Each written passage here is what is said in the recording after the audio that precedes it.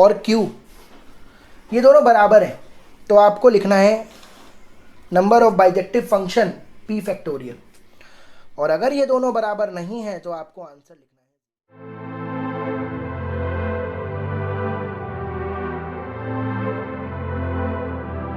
हरे कृष्णा। तो कैसे हो बच्चों? बढ़िया एकदम।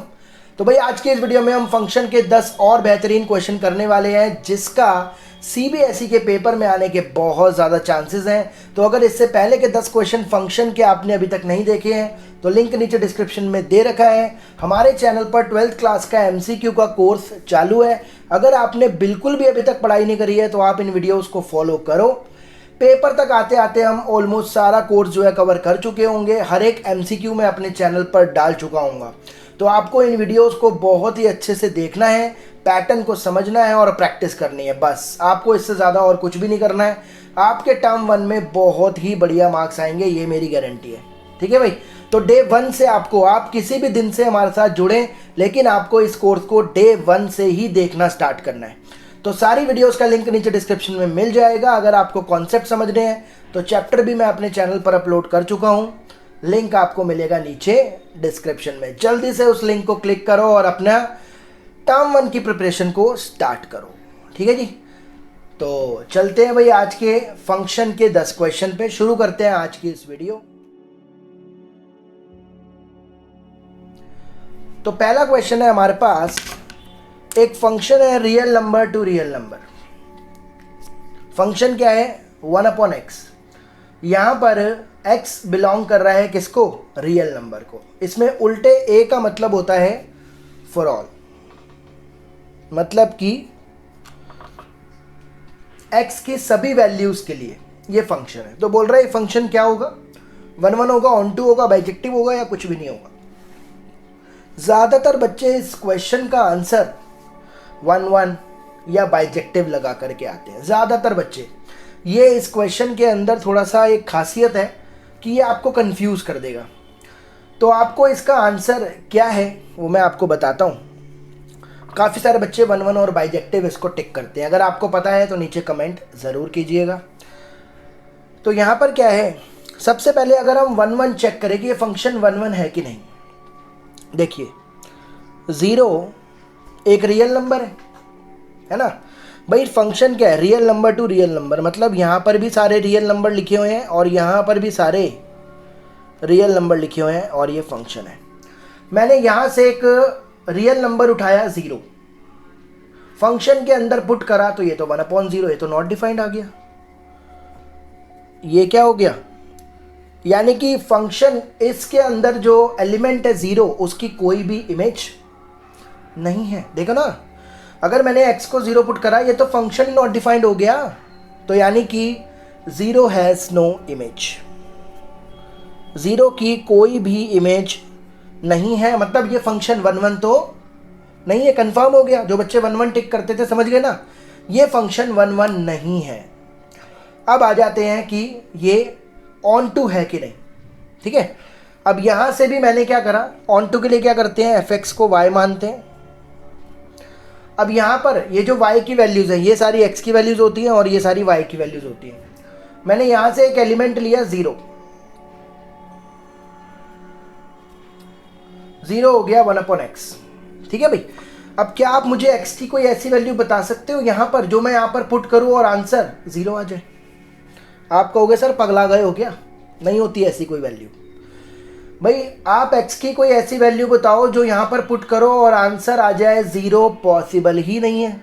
यानी कि इधर जो एलिमेंट है 0, उसकी कोई भी प्री इमेज नहीं है। तो यानी कि ये फंक्शन ना ही 1 है और ना ही ऑन टू है। तो आपको इसको किस पर टिक करना है? डी पर। समझ में आ गया आपको? ना ये 1 है और ना ही ऑन टू है। आगे चलते हैं। क्वेश्चन नंबर 2 के अंदर फिर से बोल रहा है function real number two real number है। फंक्शन है x की पावर 4।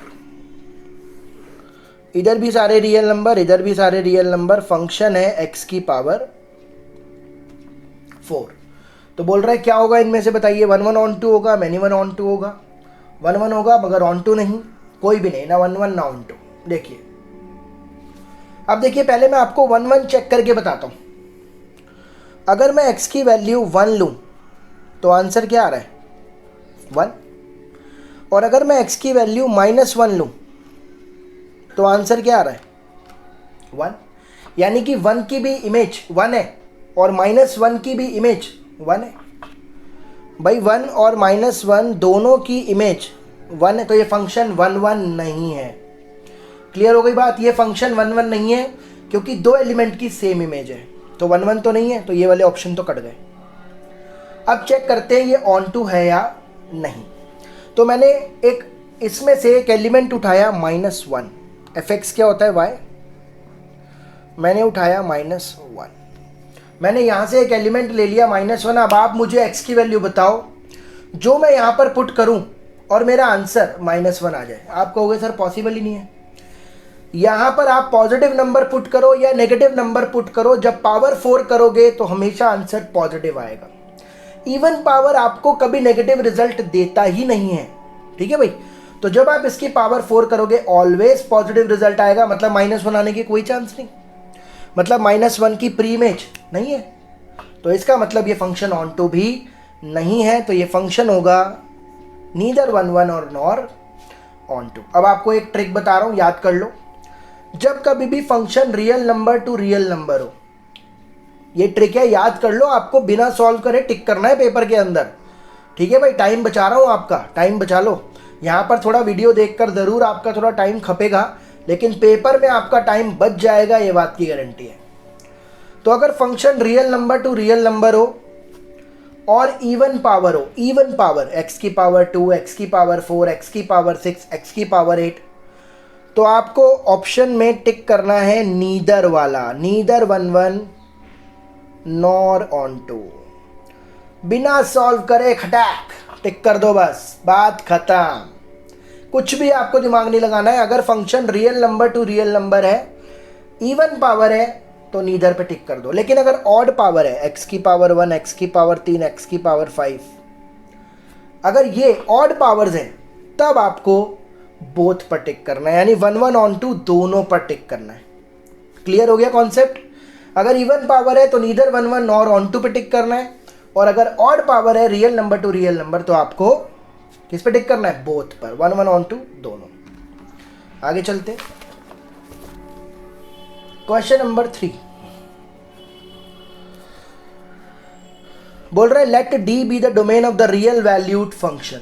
ये एक रियल वैल्यूड फंक्शन है, इसकी डोमेन को डी मान लो। बोल रहा है डोमेन बताओ। तो डोमेन क्या होता है भाई? डोमेन कैसे निकालते हैं हम? डोमेन हम कैसे निकालते हैं? तो भाई आपको देखना है, डोमेन का मतलब होता है इनपुट, मतलब कि आप क्या क्या x की वैल्यूज पुट कर सकते हो, ठीक है जी। डोमेन का मतलब होता है कि यहां पर आप कौन कौन सी x की वैल्यू पुट कर सकते हो। तो भाई यहां पर मैं x की ऐसी वैल्यूज पुट करूंगा जो कि मेरे को इसका आंसर दे दे पॉजिटिव, क्योंकि अगर आंसर नेगेटिव आ गया तो ये तो अलाउड ही नहीं है ना रियल नंबर में, ये तो कॉम्प्लेक्स नंबर का पार्ट है। तो मुझे कुछ ऐसी वैल्यूज पुट करनी है जो कि मुझे इसका आंसर क्या दे? पॉजिटिव। तो मुझे इसका आंसर 0 से बड़ा चाहिए। 0 चलेगा, 0 भी चलेगा, 0 से बड़ा भी चलेगा। तो जब कभी भी आपके पास इस टाइप के क्वेश्चंस आएंगे, रूट वाले डोमेन पूछेगा, तो रूट के अंदर वाला नंबर आपको क्या चाहिए? पॉजिटिव। क्या मैं इसको 5 का स्क्वायर माइनस एक्स का स्क्वायर लिख लूँ? क्या मैं इसको 5 माइनस एक्स 5 प्लस एक्स लिख लूँ? तो 5 minus x greater than equal to 0, 5 plus x greater than equal to 0, 5 हो गया, एक्स उधर चला गया और यहाँ पर -5 उधर चला गया।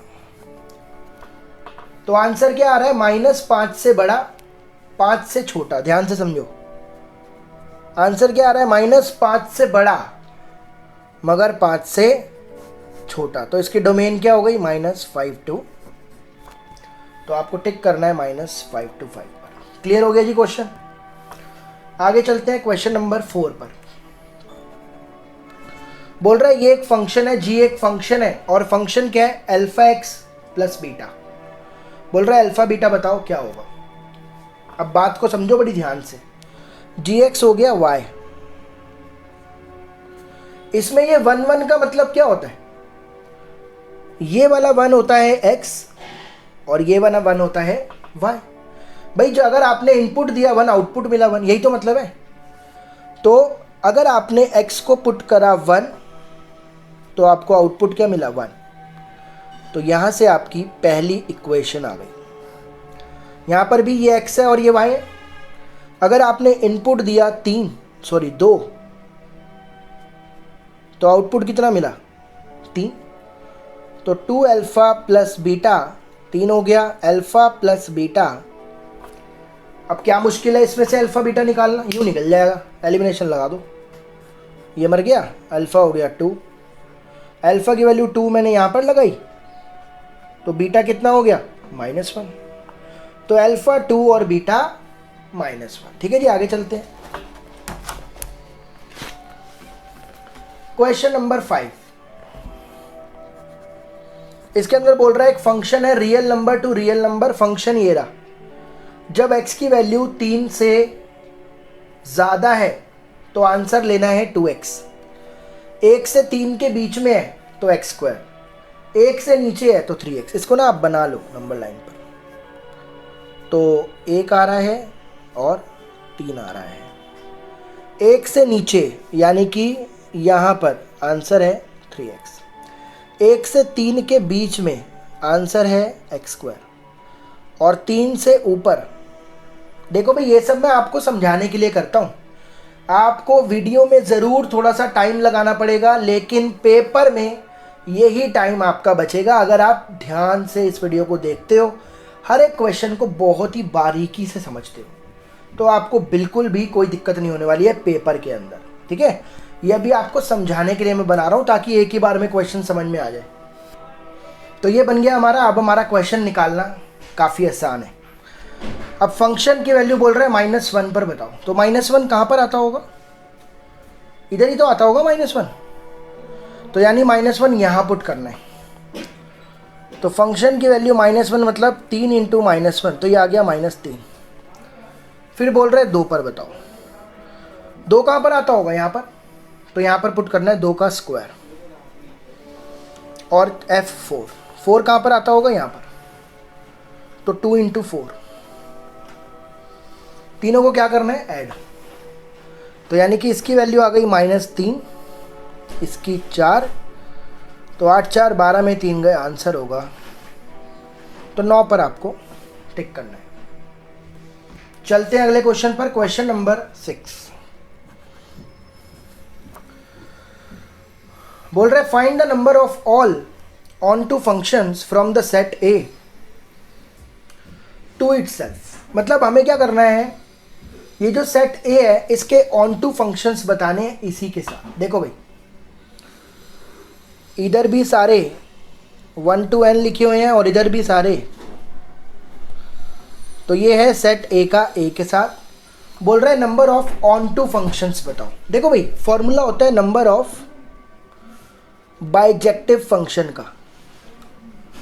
जितने बाइजेक्टिव फंक्शन होंगे उतने ही तो ऑन टू फंक्शन होंगे। भाई दिमाग लगाओ ज़रा, बाइजेक्टिव का मतलब क्या होता है? वो 1 1 भी है, वो ऑन टू भी है।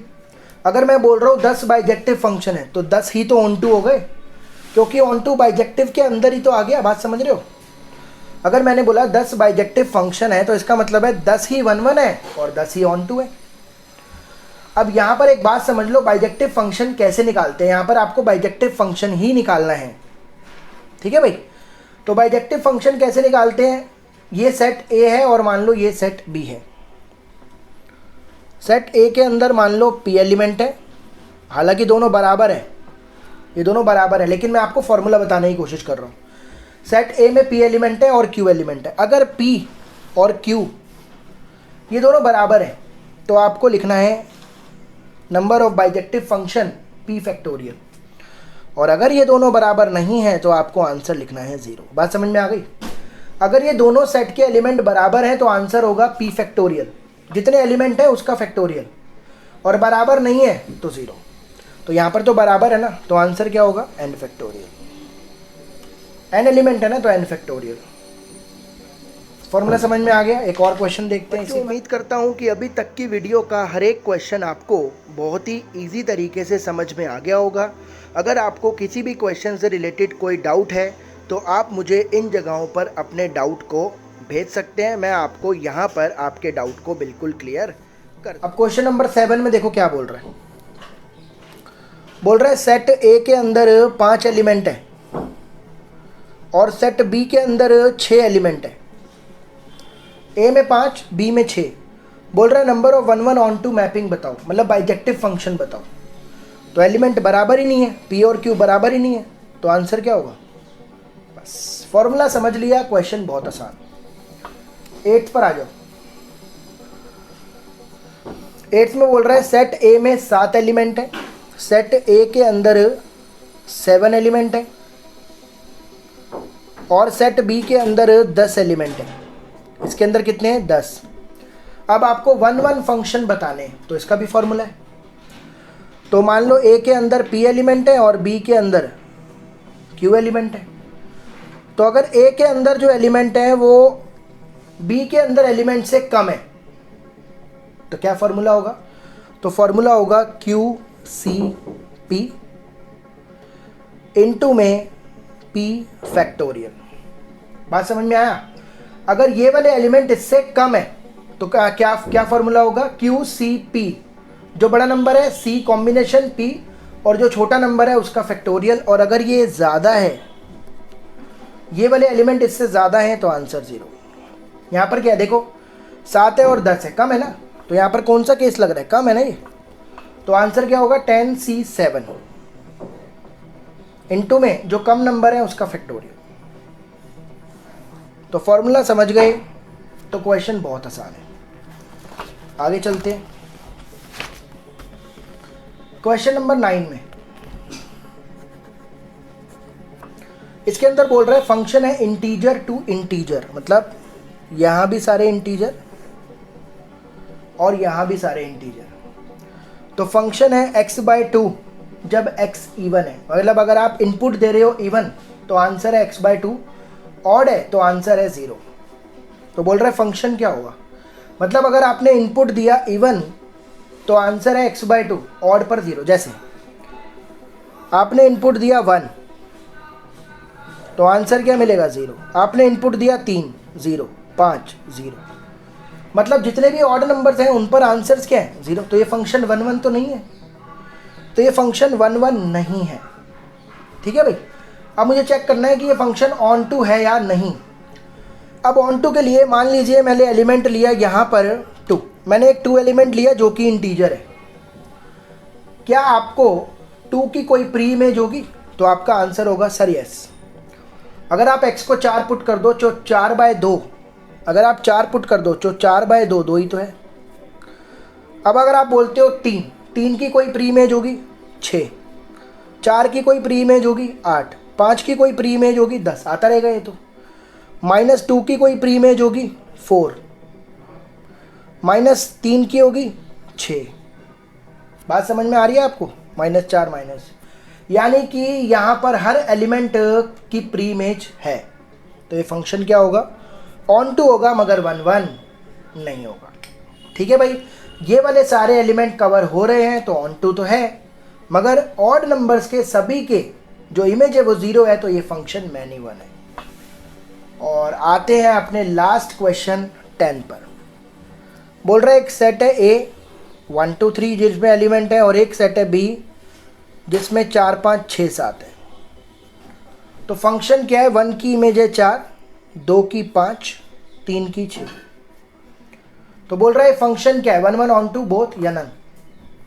तो ये फंक्शन 1 1 तो है क्योंकि हर एलिमेंट की इमेज है, ऑन टू नहीं है क्योंकि 7 की प्री इमेज नहीं है। तो ये क्या होगा? सिर्फ ओनली 1 1। तो उम्मीद करता हूँ ये 10 क्वेश्चन आपको समझ में आ गए होंगे। इन क्वेश्चंस की आपको बार बार प्रैक्टिस करनी है ताकि आपको टर्म 1 में अगर फंक्शन के क्वेश्चन मिले तो आप तुरंत ही उसको कर पाए। आगे आने वाली वीडियोस के लिए बने रहें, तब तक अपना ध्यान रखें। Thank you so much.